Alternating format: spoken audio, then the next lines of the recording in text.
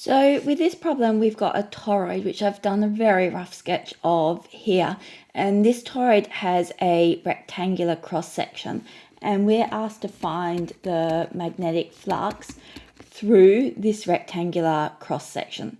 So in order to do that, we're going to need to use that the magnetic flux is equal to the integral of B dA. So we'll need to know what the magnetic field is. So we can use Ampere's law to work out the magnetic field through a solenoid. We know that B dot dl is equal to mu naught I enclosed. And so we'll need to choose an Amperian loop. So let's choose this one here in the middle of the toroid with a radius r. And then if we assume that the magnetic field is constant around the toroid, we can write, well, B times the integral of dl. And the integral around the loop of dl is just the length of the loop, which is B times 2 pi r. And that's equal to mu naught times the amount of current enclosed within the loop.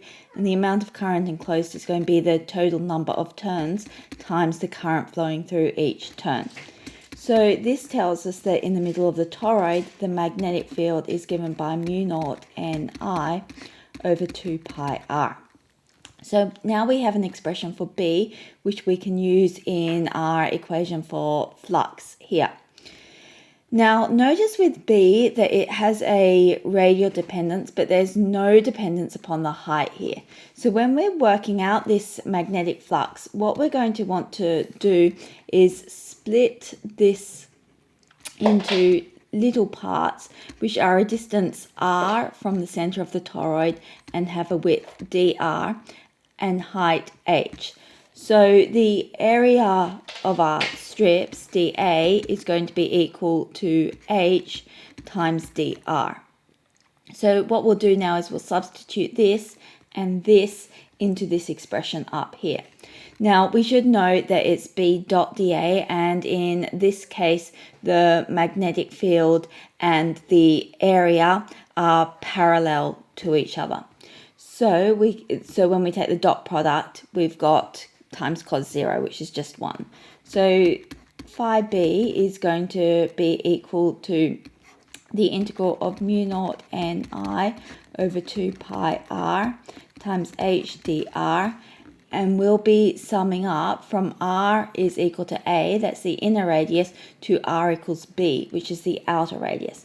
So we're going from a to b. When we do this integral, we can pull all the constants out the front, mu naught Ni over 2 pi, and then we've also got the h, and then we're just integrating 1 over r times dr. So when we do that integral, we end up with log r, and this is from a to b, and so this is equal to mu naught Ni over 2 pi times h, and then we've got log b minus log a, which we can leave like that, or we can write as mu naught Ni over 2 pi h log b on a if we want.